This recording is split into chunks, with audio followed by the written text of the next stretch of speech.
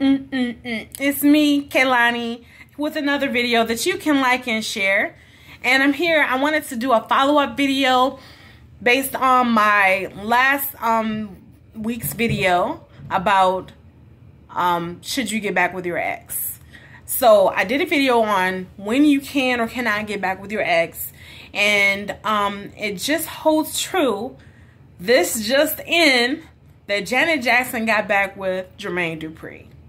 So there is some truth in this, that, well, about what I said, is that you can get back with your ex if you didn't break up on bad terms, or maybe you just broke up because you guys kind of grew apart for a minute, or, you know, you just, maybe someone lied on you and said you were cheating and you weren't, or if you actually did cheat a little bit, but you got some help or some assistance, some actual professional help, or, you know, maybe you improved by, you know, changing your life and going to church, or, you know, just gain more responsibility and just all around are a different and changed person.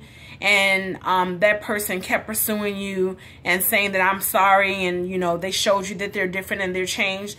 People can remarry if you broke up and you guys were still friends. So people can get back together, even if you did have, you know, for a minute you kind of broke up or whatever, and you were kind of mad at each other, but you were still respectful to each other. Then, you know, you can work it out. So kudos to Janet Jackson and Jermaine Dupree. Congratulations. I hope it works out. I'm sure it will. So wonderful thing. And one thing about it, when you get back with your ex, you want to make sure that that ex has changed their behavior. So for sure, you got to make sure of that.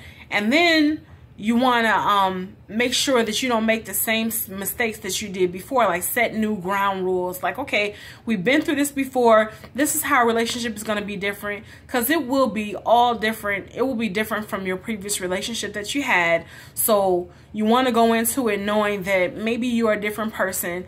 Maybe at that time you guys were in different levels of maturity, but now you guys should be on the same page. And make sure that if you remarry or you get back with your ex, that they still fit your list of needs, right? Because we always talk about the list of needs that you have. So if you made a list of, okay, he has to have a job, or a certain type of job, or if he has to make a certain amount of money, or if he has to be a non-smoker, or if he has to be have a place to live and a car and a job, then your new mate will have to do that as well. Or if you say he has to be in church, go to church with you at least twice a month or every Sunday, or whatever your stipulation is. If you are going to test other people and make sure they know a Bible verse and know a gospel song, or have a favorite story in the Bible, or actually know God and have a relationship and pray, or maybe they have to pray with you before you start a relationship. You have to know they pray. Whatever that situation is, whatever the test that you're going to put the other people through, make sure your ex goes through the same thing. And make sure you date. Go on, you know, so you got to start dating each other again and learning who you are now, since you've broken up and you're new people now. Then you got to learn the new you or the new him. You know, you guys have to learn each other all over again. So take the time to date, get to know each other, and put him through the ringer just like you put other people through the ringer. But, you know, don't make it too hard, because you don't want to push them away.